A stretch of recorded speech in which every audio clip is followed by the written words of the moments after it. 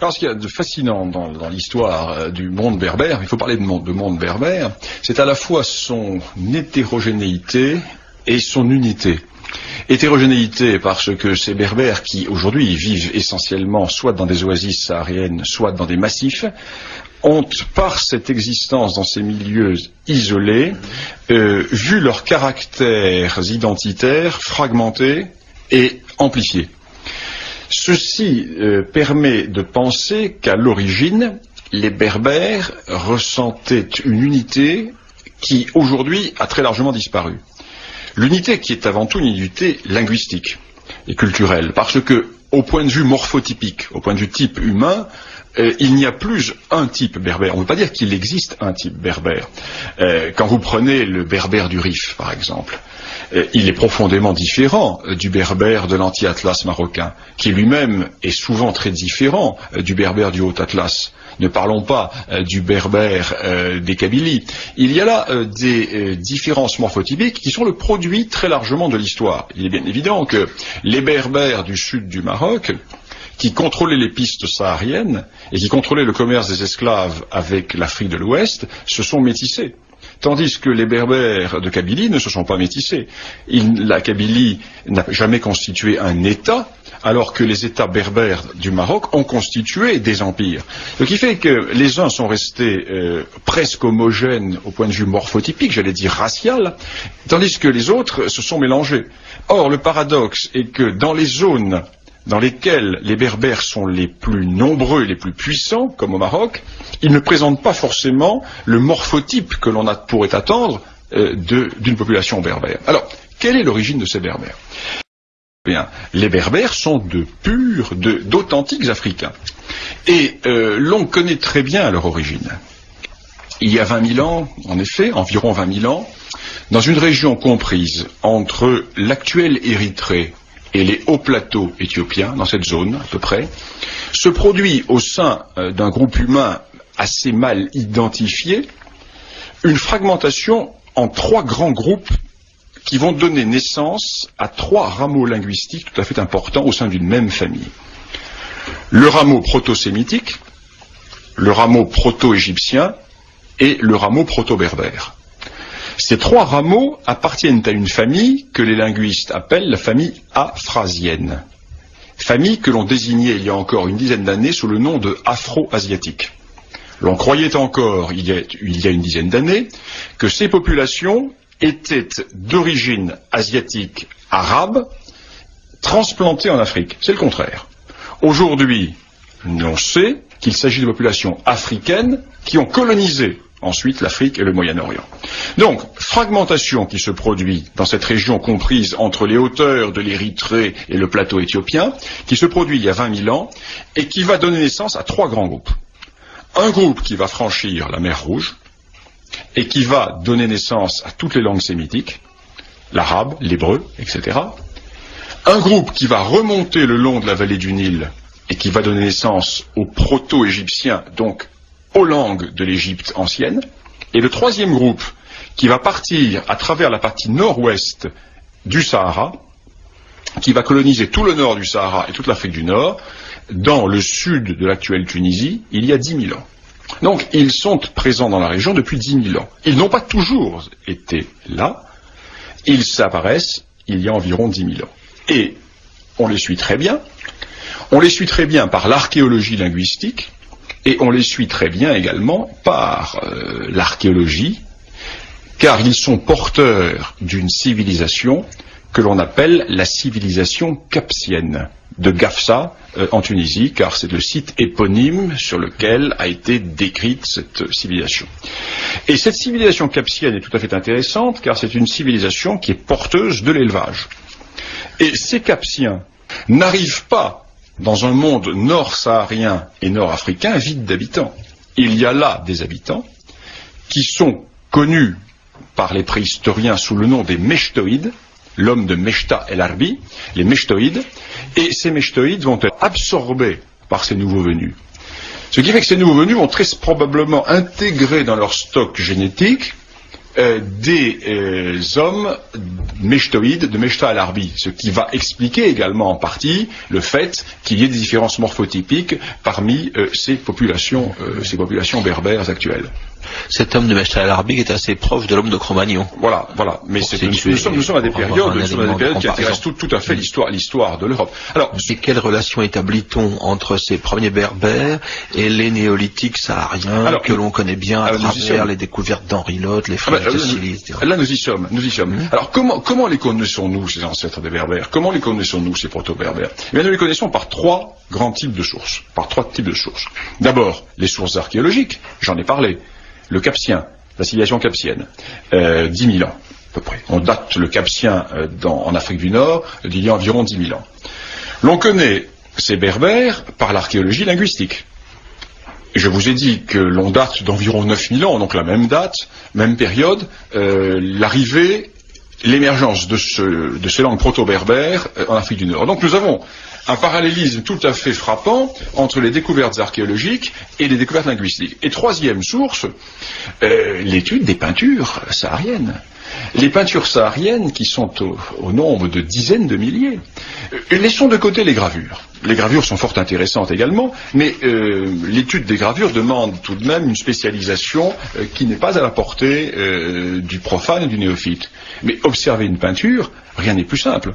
Or, les peintures sahariennes ont ceci de fabuleux, qu'elles nous montrent bien quelle est la limite raciale entre les populations blanches et les populations noires dans le Sahara. Même si cette limite a varié, des territoires furent à prendre. Les uns reculèrent, les autres avancèrent, et vice-versa. Mais l'on peut dire que tout le Nord et tout le Sahara central fut le domaine de ces berbères, qui se sont représentés sur ces peintures. Et ces peintures, qui sont datées, pour les plus anciennes, d'environ 7000, 8000 ans, représentent quoi? Elles représentent les morphotypes différents de ces populations berbères, avec des profils que l'on qualifie d'europoïdes, des traits non négroïdes, des cheveux longs, une figuration non pigmentée, la vie quotidienne. L'on voit vivre ces populations, l'on retrouve les tissus sur ces peintures, l'on retrouve l'origine des tissus berbères avec ces aspects géométriques. L'on voit que sur 10 000 ans, les formes artistiques qui vont se retrouver plus tard dans les tissus n'ont pas changé. Ces aspects figuratifs géométriques berbères qui aujourd'hui font l'originalité, ces sigles de la langue berbère, des langues berbères, se retrouvent déjà à l'époque.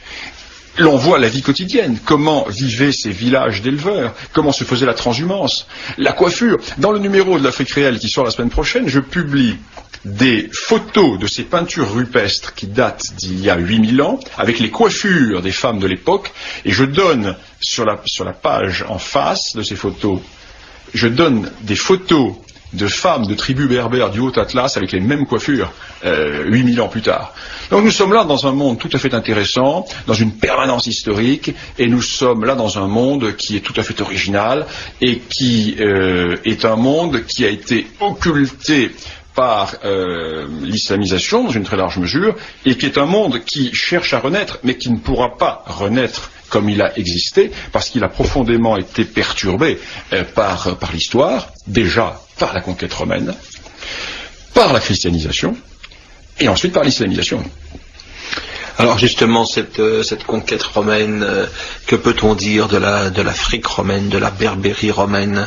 Alors, je ne parlerai pas de Berbérie romaine, parce que si l'on parle de Berbérie, l'on parle d'une partie de l'Afrique du Nord. Moi, je parlerai du monde de l'Afrique du Nord, s'étendant de la Libye jusqu'aux colonnes d'Hercule, c'est-à-dire jusqu'au détroit de Gibraltar. Bien, pour simplifier, disons que ces Berbères ont toujours été divisés. Nous avons un point commun entre les tribus gauloises et les tribus berbères, c'est cette division.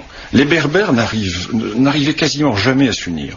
Et il est frappant de voir que ces tribus berbères, jalouses de leur indépendance, pas uniquement dans les zones montagnardes, mais également dans les zones de plaine, étaient en guerre les unes contre les autres, avec tout de même, dans la partie la plus septentrionale du monde berbère, c'est-à-dire dans ce qui est aujourd'hui le Maghreb, l'existence, depuis plusieurs siècles avant Jésus-Christ, de 3 grands royaumes. 3 grands royaumes dont les limites varièrent, dont la permanence fut remise en question souvent, mais pour simplifier, 3 grands royaumes à l'ouest.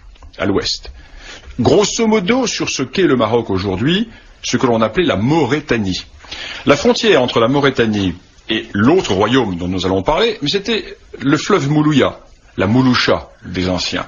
Donc frontière géographique tout à fait claire, qui a toujours été cette Moulouya, la frontière entre le royaume du Maroc et les territoires situés plus à l'est. Immédiatement à l'est de la Maurétanie, donc sur ce qui est aujourd'hui la partie de l'Oranie et de l'Algérois, le royaume des Macéciles. Et plus à l'est, sur ce qui est le Constantinois et la partie occidentale de l'actuelle Tunisie, le royaume des Massiles. Au IIe siècle avant Jésus-Christ, l'union par la force du royaume macécile et du royaume massile, donc l'union par la force de l'Oranie actuelle, l'Algérois actuel, du Constantinois et d'une partie de la Tunisie actuelle, donne naissance au royaume de Numidie. Et ces royaumes berbères vont être profondément perturbés par les guerres que vont se livrer Rome et Carthage. Vous savez que Rome et Carthage vont se livrer 3 grandes guerres, les guerres puniques au IIIe siècle avant Jésus-Christ. Rome, puissance continentale, va lancer un défi à Carthage, puissance maritime. Et Rome, puissance continentale, va battre Carthage, puissance maritime, avant de se projeter en terre d'Afrique et d'écraser les Carthaginois en terre d'Afrique. Mais les Berbères participent à ces guerres. L'essentiel des Berbères se trouve allié des Romains, tandis que les Carthaginois ont un allié berbère qui est le royaume des Macéciles. Et les Carthaginois, pour récompenser les Macéciles, permettent aux Macéciles de s'étendre aux dépens des Massiles. Or, le chef des Massiles, c'est Massinissa. Massinissa, le nom du gamin qui a été tué par les gendarmes en Kabylie il y a 1 mois. Vous voyez cette permanence à travers l'histoire du prénom, ce nom Massinissa, pur nom berbère que l'on retrouve aujourd'hui encore chez les Kabyles. Et Massinissa, et l'allié des Romains, va profiter bien sûr de la victoire romaine, et tout ceci fait que l'Afrique du Nord berbère est profondément divisée, car Rome va profiter des divisions berbères pour s'installer. Et Rome va romaniser.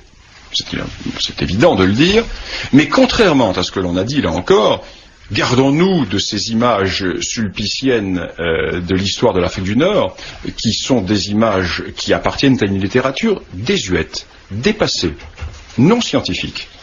C'était une histoire qui était acceptée il y a 30 ans, il y a 40 ans. Aujourd'hui, nous savons scientifiquement que cette histoire est fausse. La romanisation de l'Afrique du Nord ne fut pas totale, loin de là.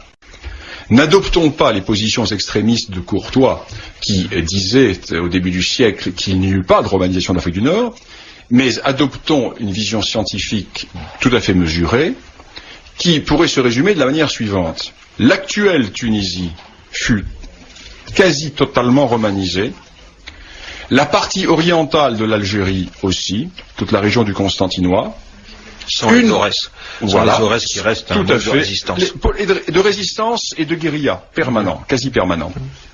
Les Aurès ne furent pas romanisés à l'exception de quelques postes militaires. À partir de la région actuelle d'Oran, un no man's land et l'actuel Maroc, c'est-à-dire la Maurétanie tingitane, ne fut quasiment pas romanisée. La ville de Volubilis n'est pas une ville romaine, c'est une ville berbère qui était déjà une capitale, une résidence princière et royale berbère que les Romains développèrent, amplifièrent, magnifièrent, mais Rome abandonne Volubilis dès le début du IIIe siècle, sous la dynastie des Sévères. Dès le début du IIIe siècle, Rome se replie sur le littoral, va garder sur l'Atlantique la région de Salé et de 2 ou 3 comptoirs, et va se replier au nord sur la région de Lixus et de Tanger. Pourquoi?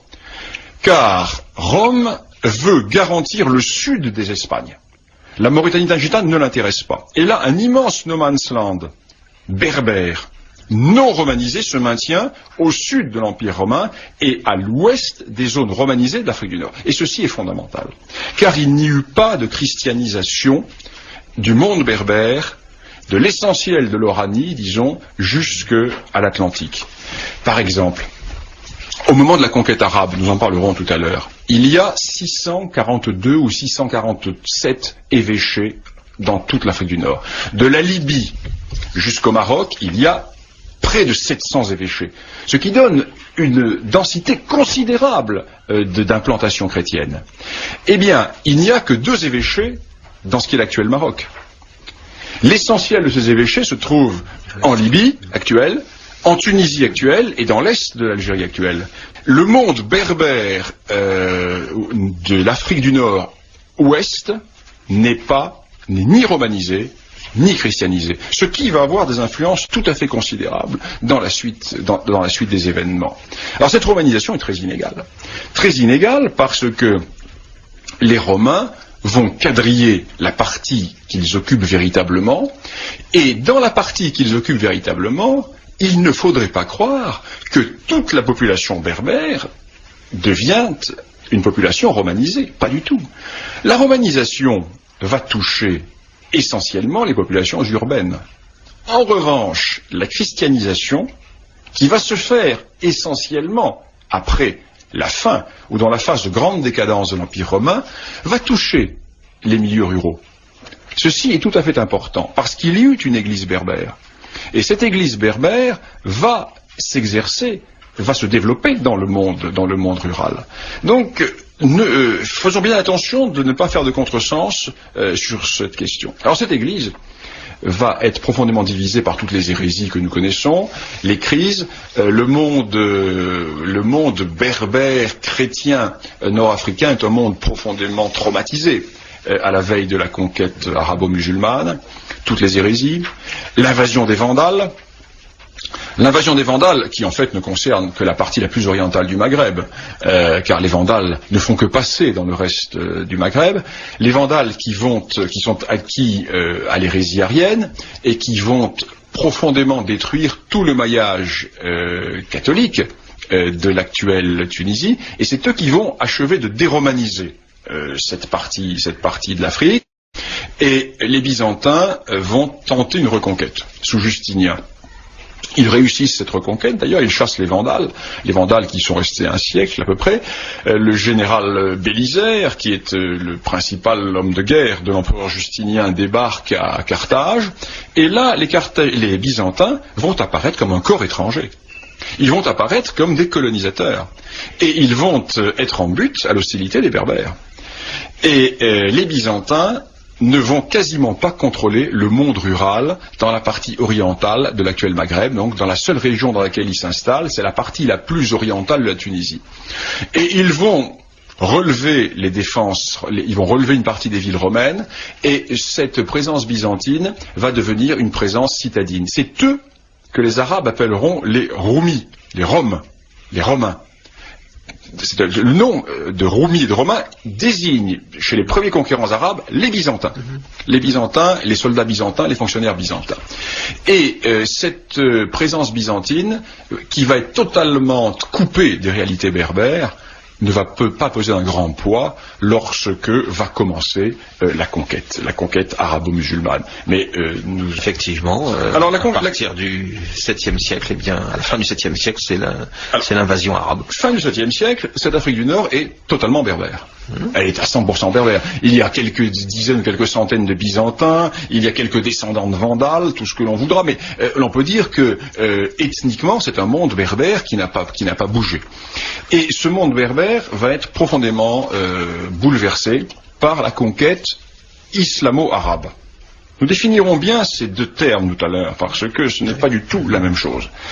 Et ce monde berbère est un monde qui va supporter le premier choc dans sa partie la plus orientale, puisque les conquérants qui viennent de prendre le nord de l'Égypte, qui viennent de prendre l'actuelle Libye, donc la Cyrénaïque et la Tripolitaine, arrivent dans le sud de la région de la Tunisie actuelle. Et là, à Sbeitla, l'actuelle ville de Sbeitla, les Byzantins font face. Et les Byzantins sont commandés par l'exarque Grégoire, qui va livrer une piètre bataille. Grégoire n'a pas de cavalerie, quasiment pas de cavalerie, il a des fantassins, et sa force sont les fortifications. Les cavaliers, les Arabes, n'ont pas de fantassins, mais ils ont une cavalerie. Il suffisait que les Byzantins attendent à l'abri de leur rempart, que le raid passe pour rester maître du terrain. Or, les Arabes vont tendre un piège dans lequel va tomber le chef byzantin. Ils vont faire semblant de reculer à la suite d'un assaut ayant échoué sous les remparts de Sbeitla, et les Byzantins vont penser qu'ils sont en déroute. Ils ouvrent les murailles, les remparts, et ils ouvrent les portes, et ils se précipitent à la poursuite des fuyards. Et là, la cavalerie est dissimulée, fait un mouvement en faux, qui liquide complètement les Byzantins. Le chef byzantin est tué, sa fille est faite prisonnière, une défaite absolument totale. Mais cette défaite totale n'ouvre pas les portes de l'Afrique du Nord aux Arabes, car les Byzantins sont solidement retranchés dans toute leur garnison. Au bout de quelques mois, les Arabes repartent vers l'Est, plusieurs tentatives ont lieu, et les Byzantins vont petit à petit être battus. Ils vont petit à petit être battus, et les Arabes vont agir d'une manière tout à fait judicieuse. Ils vont comprendre que les Byzantins sont des corps étrangers dans cette partie de l'Afrique, et qu'il est inutile d'affronter les Byzantins qui sont abrités derrière leurs puissantes murailles. Ils vont les isoler, et ils vont s'en prendre aux Berbères. Ils vont essayer d'islamiser les Berbères de façon à isoler les garnisons byzantines au milieu d'un monde qui leur sera hostile. Et là, les Arabes se trompent dans leur analyse, car les Berbères vont résister. Et les Berbères vont farouchement résister, et les Berbères vont présenter un front, pour la première fois uni. Ils vont réussir à s'unir sous un chef qui s'appelle Xeila, qui est probablement originaire de la région des Aurès. Et sous la direction de ce chef Xeila, les Arabes sont repoussés. Ils sont repoussés plusieurs fois. Ils vont même être chassés de leur camp, qui est la ville de Kérouan. En arabe, Kérouan, c'est le camp. Plusieurs fois, Kérouan va être prise, rasée par les Berbères. Les Byzantins vont venir au secours des Berbères, mais ce sont les Berbères qui mènent l'essentiel du combat, jusqu'au moment où les Arabes vont réussir à écraser les Berbères. Ils vont réussir à prendre la ville de Carthage, donc il n'y aura plus pour les Berbères de possibilité d'un appui par une armée dite classique, et petit à petit, ils vont être réduits avec les derniers épisodes de résistance que nous connaissons bien, la Kahina, personnage mythico-légendaire, mythico-historique, on ne sait pas très bien qui elle était, l'on sait où elle est morte à peu près, les dernières résistances berbères. À partir de ce moment-là, nous entrons dans une période que l'on pourrait appeler une période très obscure dans l'histoire de l'Afrique du Nord. Nous avons 2 siècles à peu près pendant lesquels nous ne savons pas grand-chose. Ce que nous constatons, c'est qu'à la sortie de ces 2 siècles, donc vers l'an 1000, l'islam s'est étendu absolument partout. Il y eut certes des maintiens chrétiens ici ou là, mais ce fut tout à fait anecdotique. On peut dire que le christianisme est évacué de cette partie de l'Afrique du Nord. Il y eut certes des survivances, nous avons des mentions ici ou là, mais ce sont vraiment de tout petites exceptions. Mais le plus important, c'est de voir que autant les Berbères de l'Est de l'Afrique du Nord, de l'Est du Maghreb, c'est-à-dire ceux de l'actuelle Tunisie, et ceux du Constantinois, ont résisté aux Arabes, et ont résisté à l'islamisation, autant les Berbères non romanisés, c'est-à-dire les Berbères de la partie occidentale du Maghreb, et d'abord les Berbères du Maroc, se sont islamisés en quelques années. De quelle manière, nous l'ignorons. Nous sommes là dans un point totalement noir de l'histoire. Ce que nous savons, c'est que au 8e siècle, ils sont islamisés. Quand Idriss arrive d'Arabie et vient s'installer à Volubilis, qu'il va transformer en ville de Walili, les Berbères de la région sont des Berbères totalement islamisés. Et c'est pour cela qu'ils l'accueillent, parce qu'Idriss est un shérif, c'est un descendant du prophète. Alors nous allons, à partir de ce moment-là, avoir affaire à un paradoxe tout à fait étonnant, qui va surtout se manifester au Maroc. Les Berbères marocains, ils font la conquête de l'Espagne. Car ce ne sont pas les Arabes qui ont conquis l'Espagne, ce sont les Berbères islamisés, et principalement les Berbères du Rif. Et contre les Visigoths du royaume visigothique espagnol, se battaient des roux et des blonds avec des yeux bleus et des yeux verts. C'était les Berbères rifins, qui étaient islamisés, qui avaient pour certaines unités, des commandants arabes, pas toutes, et qui étaient avec leur chef de tribu. Et c'est un monde berbère, rifin, nord-africain, marocain actuel, qui a conquis l'Espagne. L'arabisation ethnique ne va se faire que beaucoup plus tard. Alors là, j'en arrive au cœur du problème, et au cœur de la grande contradiction du monde berbère. Car les berbères sont, et ce sont des musulmans qui repoussent le fait arabe.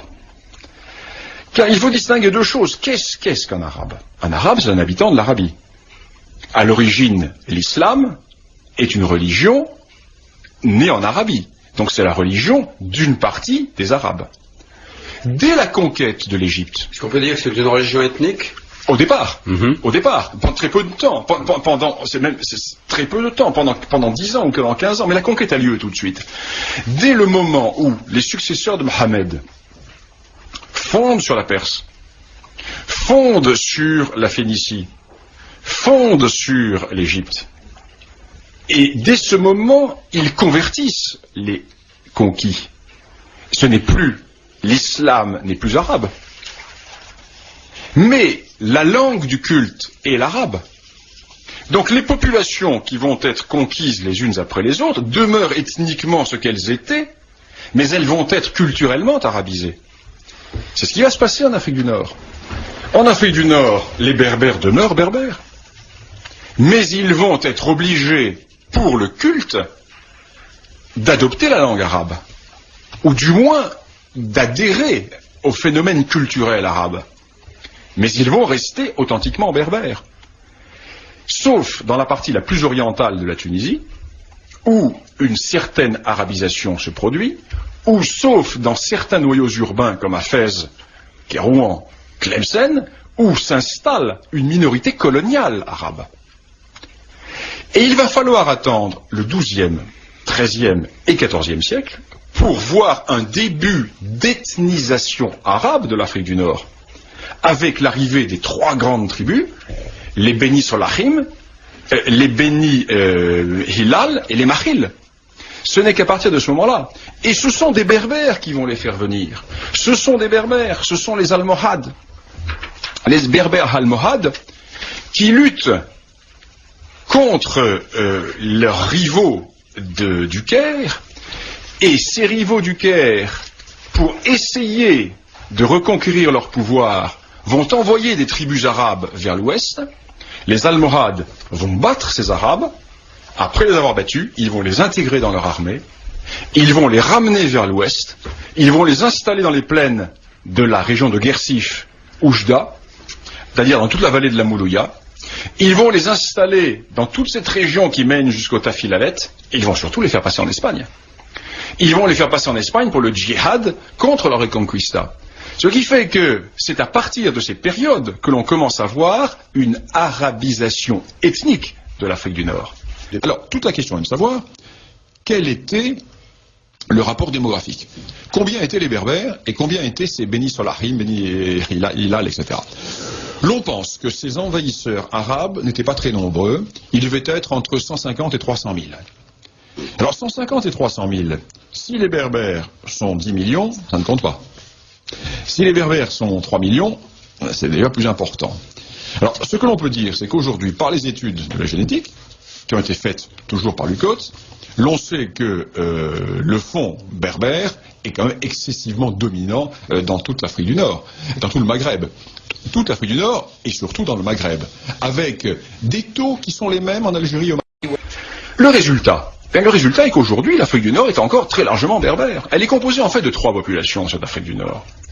Un vieux fond berbère authentique, qui s'identifie et qui s'affirme berbère, car il est culturellement berbère, car il parle l'une ou l'autre de ces langues berbères.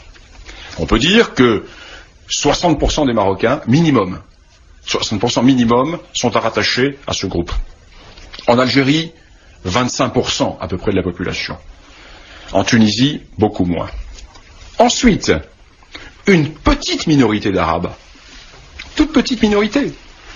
Plus importante en Tunisie, moins importante au Maroc. Une minorité d'Arabes qui ne dépasse pas, si l'on faisait une étude anthropologique, qui ne dépasse pas 15% de la population. Grande masse de la population qui est composé de berbères arabisés qui se croient arabes.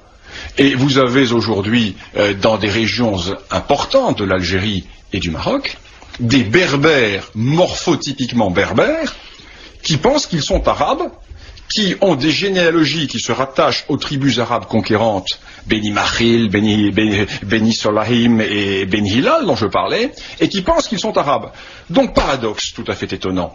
Il y a 15 jours à Alger, lorsqu'il y a eu cette grande manifestation berbère, et lorsque ces manifestants berbères ont été attaqués par les sicaires du régime en place, au cri de « dehors les berbères, retournez en Kabylie », eh bien, les 9/10 de ces manifestants qui se croyaient arabes étaient des berbères.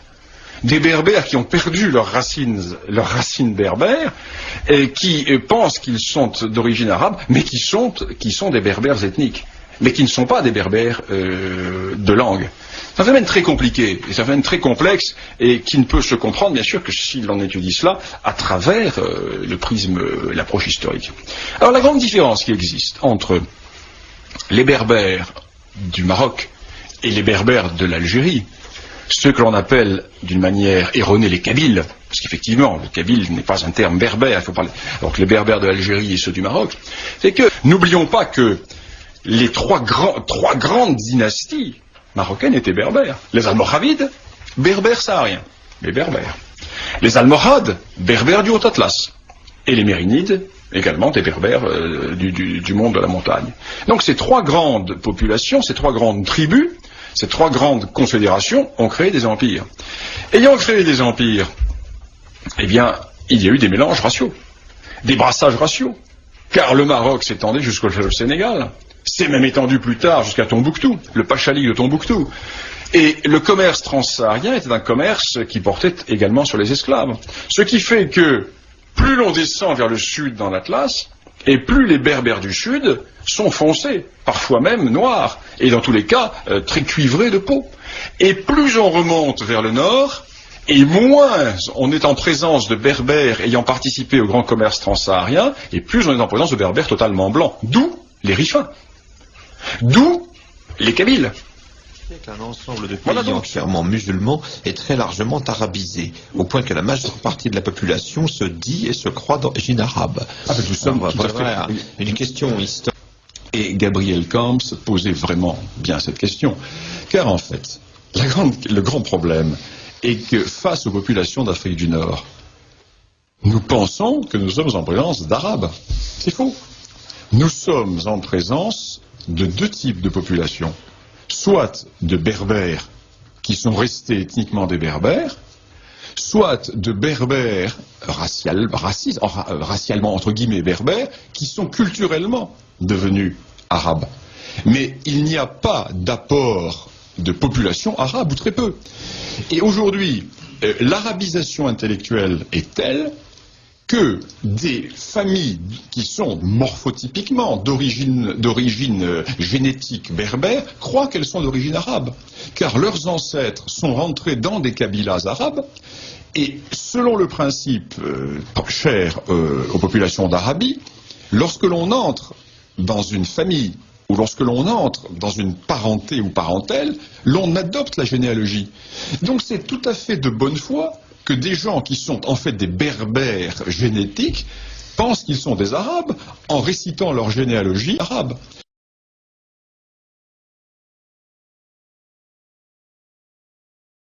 Et les néolithiques sahariens que l'on connaît bien à travers les découvertes d'Henri Lotte, les frères de Silice. Là nous y sommes.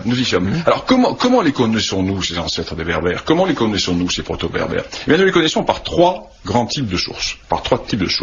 D'abord, les sources archéologiques, j'en ai parlé.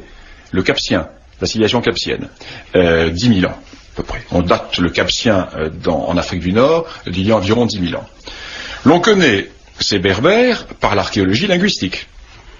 Je vous ai dit que l'on date d'environ 9000 ans, donc la même date, même période, l'arrivée, l'émergence de ces langues proto-berbères en Afrique du Nord. Donc nous avons un parallélisme tout à fait frappant entre les découvertes archéologiques et les découvertes linguistiques. Et troisième source, l'étude des peintures sahariennes. Les peintures sahariennes, qui sont au nombre de dizaines de milliers, laissons de côté les gravures. Les gravures sont fort intéressantes également, mais l'étude des gravures demande tout de même une spécialisation qui n'est pas à la portée du profane et du néophyte. Mais observer une peinture, rien n'est plus simple. Or, les peintures sahariennes ont ceci de fabuleux, qu'elles nous montrent bien quelle est la limite raciale entre les populations blanches et les populations noires dans le Sahara. Même si cette limite a varié, des territoires furent à prendre.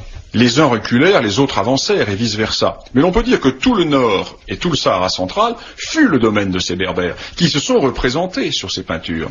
Et ces peintures, qui sont datées, pour les plus anciennes, d'environ 7000, 8000 ans, représentent quoi? Elles représentent les morphotypes différents de ces populations berbères, avec des profils que l'on qualifie d'europoïdes, des traits non négroïdes, des cheveux longs, une figuration non pigmentée, la vie quotidienne. L'on voit vivre ces populations, l'on retrouve les tissus sur ces peintures, l'on retrouve l'origine des tissus berbères avec ces aspects géométriques. L'on voit que sur 10 000 ans, les formes artistiques qui vont se retrouver plus tard dans les tissus n'ont pas changé. Ces aspects figuratifs géométriques berbères qui aujourd'hui font l'originalité, ces sigles de la langue berbère, des langues berbères, se retrouvent déjà à l'époque.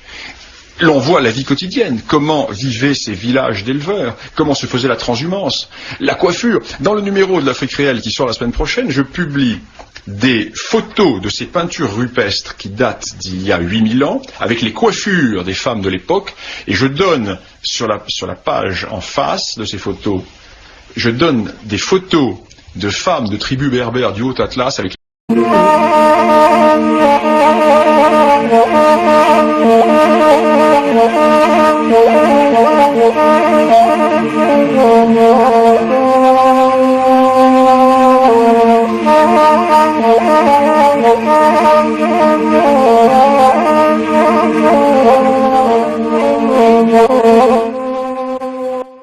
Alors, ce qu'il y a de fascinant dans l'histoire du monde berbère, il faut parler de monde berbère, c'est à la fois son hétérogénéité et son unité. Hétérogénéité parce que ces berbères qui aujourd'hui vivent essentiellement soit dans des oasis sahariennes, soit dans des massifs, ont, par cette existence dans ces milieux isolés, vu leurs caractères identitaires fragmentés et amplifiés. Ceci permet de penser qu'à l'origine, les Berbères ressentaient une unité qui, aujourd'hui, a très largement disparu. L'unité qui est avant tout une unité linguistique et culturelle, parce que, au point de vue morphotypique, au point de vue type humain, il n'y a plus un type berbère. On ne veut pas dire qu'il existe un type berbère. Quand vous prenez le berbère du Rif, par exemple, il est profondément différent du berbère de l'anti-Atlas marocain, qui lui-même est souvent très différent du berbère du Haut-Atlas. Ne parlons pas du berbère des Kabylies. Il y a là des différences morphotypiques qui sont le produit très largement de l'histoire. Il est bien évident que les berbères du sud du Maroc, qui contrôlaient les pistes sahariennes et qui contrôlaient le commerce des esclaves avec l'Afrique de l'Ouest, se sont métissés. Tandis que les berbères de Kabylie ne se sont pas métissés. La Kabylie n'a jamais constitué un État, alors que les États berbères du Maroc ont constitué des empires. Ce qui fait que les uns sont restés presque homogènes au point de vue morphotypique, j'allais dire racial, tandis que les autres se sont mélangés. Or, le paradoxe est que dans les zones dans lesquels les berbères sont les plus nombreux et les plus puissants, comme au Maroc, ils ne présentent pas forcément le morphotype que l'on pourrait attendre d'une population berbère. Alors, quelle est l'origine de ces berbères ? Bien, les berbères sont d'authentiques Africains. Et l'on connaît très bien leur origine. Il y a 20 000 ans, en effet, environ 20 000 ans, dans une région comprise entre l'actuelle Érythrée et les hauts plateaux éthiopiens, dans cette zone à peu près, se produit au sein d'un groupe humain assez mal identifié, une fragmentation en 3 grands groupes qui vont donner naissance à 3 rameaux linguistiques, naissance au royaume de Numidie. Et ces royaumes berbères vont être profondément perturbés par les guerres que vont se livrer Rome et Carthage.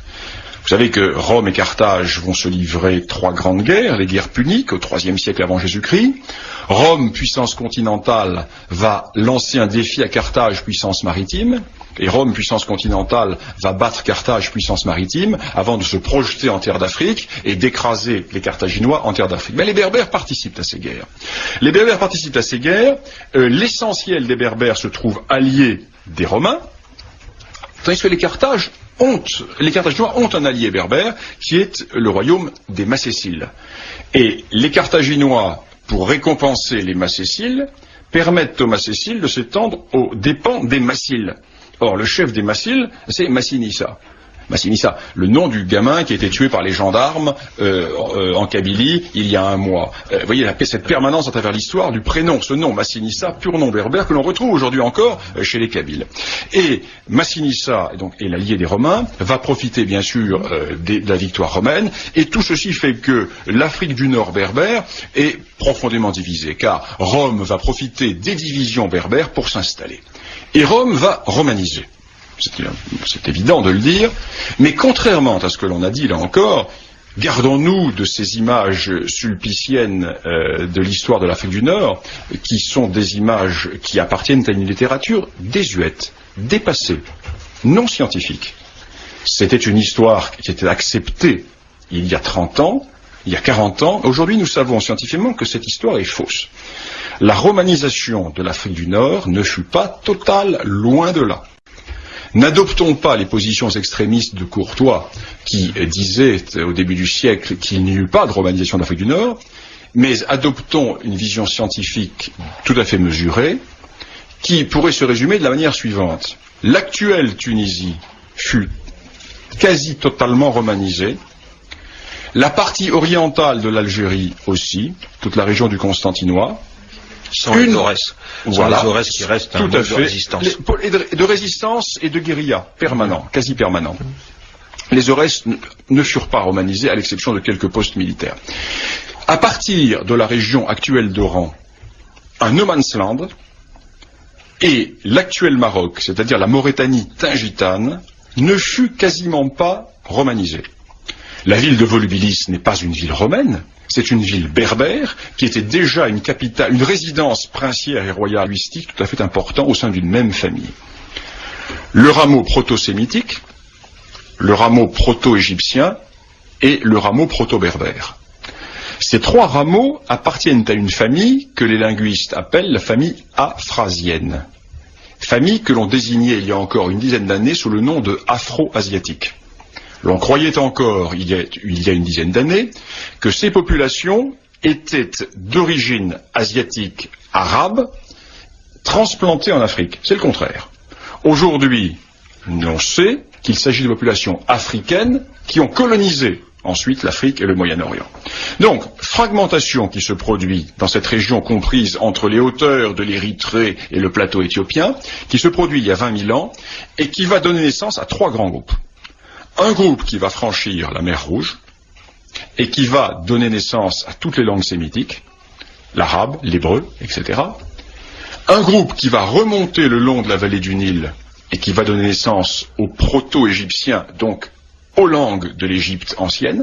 Et le 3e groupe qui va partir à travers la partie nord-ouest du Sahara, qui va coloniser tout le nord du Sahara et toute l'Afrique du Nord, dans le sud de l'actuelle Tunisie, il y a 10 000 ans. Donc, ils sont présents dans la région depuis 10 000 ans. Ils n'ont pas toujours été là. Ils apparaissent il y a environ 10 000 ans. Et on les suit très bien. On les suit très bien par l'archéologie linguistique et on les suit très bien également par l'archéologie, car ils sont porteurs d'une civilisation que l'on appelle la civilisation capsienne de Gafsa en Tunisie, car c'est le site éponyme sur lequel a été décrite cette civilisation. Et cette civilisation capsienne est tout à fait intéressante, car c'est une civilisation qui est porteuse de l'élevage. Et ces Capsiens n'arrivent pas dans un monde nord-saharien et nord-africain vide d'habitants. Il y a là des habitants qui sont connus par les préhistoriens sous le nom des Mechtoïdes, l'homme de Mechta el-Arbi, les Mechtoïdes, et ces Mechtoïdes vont être absorbés par ces nouveaux venus. Ce qui fait que ces nouveaux venus vont très probablement intégrer dans leur stock génétique des hommes mechtoïdes de Mechta al-Arbi, ce qui va expliquer également en partie le fait qu'il y ait des différences morphotypiques parmi ces populations berbères actuelles. Cet homme de Mechta al-Arbi est assez proche de l'homme de Cro-Magnon. Voilà. Mais nous sommes à des périodes qui intéressent tout à fait l'histoire de l'Europe. Alors, et quelle relation établit-on entre ces premiers berbères et les mêmes coiffures 8000 ans plus tard? Donc nous sommes là dans un monde tout à fait intéressant, dans une permanence historique, et nous sommes là dans un monde qui est tout à fait original et qui est un monde qui a été occulté par l'islamisation dans une très large mesure, et qui est un monde qui cherche à renaître, mais qui ne pourra pas renaître comme il a existé, parce qu'il a profondément été perturbé par l'histoire, déjà par la conquête romaine, par la christianisation, et ensuite par l'islamisation. Alors justement, cette conquête romaine, que peut-on dire de l'Afrique romaine, de la Berbérie romaine? Alors, je ne parlerai pas de Berbérie romaine, parce que si l'on parle de Berbérie, l'on parle d'une partie de l'Afrique du Nord. Moi, je parlerai du monde de l'Afrique du Nord, s'étendant de la Libye jusqu'aux colonnes d'Hercule, c'est-à-dire jusqu'au détroit de Gibraltar. Bien, pour simplifier, disons que ces Berbères ont toujours été divisés. Nous avons un point commun entre les tribus gauloises et les tribus berbères, c'est cette division. Les berbères n'arrivaient quasiment jamais à s'unir. Et il est frappant de voir que ces tribus berbères, jalouses de leur indépendance, pas uniquement dans les zones montagnardes, mais également dans les zones de plaine, étaient en guerre les unes contre les autres, avec tout de même, dans la partie la plus septentrionale du monde berbère, c'est-à-dire dans ce qui est aujourd'hui le Maghreb, l'existence, depuis plusieurs siècles avant Jésus-Christ, de trois grands royaumes. Trois grands royaumes dont les limites varièrent, dont la permanence fut remise en question souvent, mais pour simplifier, trois grands royaumes à l'ouest. Grosso modo, sur ce qu'est le Maroc aujourd'hui, ce que l'on appelait la Maurétanie. La frontière entre la Maurétanie et l'autre royaume dont nous allons parler, mais c'était le fleuve Moulouya, la Mouloucha des anciens. Donc frontière géographique tout à fait claire, qui a toujours été cette Moulouya, la frontière entre le royaume du Maroc et les territoires situés plus à l'est. Immédiatement à l'est de la Maurétanie, donc sur ce qui est aujourd'hui la partie de l'Oranie et de l'Algérois, le royaume des Macéciles. Et plus à l'est, sur ce qui est le Constantinois et la partie occidentale de l'actuelle Tunisie, le royaume des Massiles. Au IIe siècle avant Jésus-Christ, l'union par la force du royaume macécile et du royaume massile, donc l'union par la force de l'Oranie actuelle, l'Algérois actuel, du Constantinois et d'une partie de la Tunisie actuelle, donne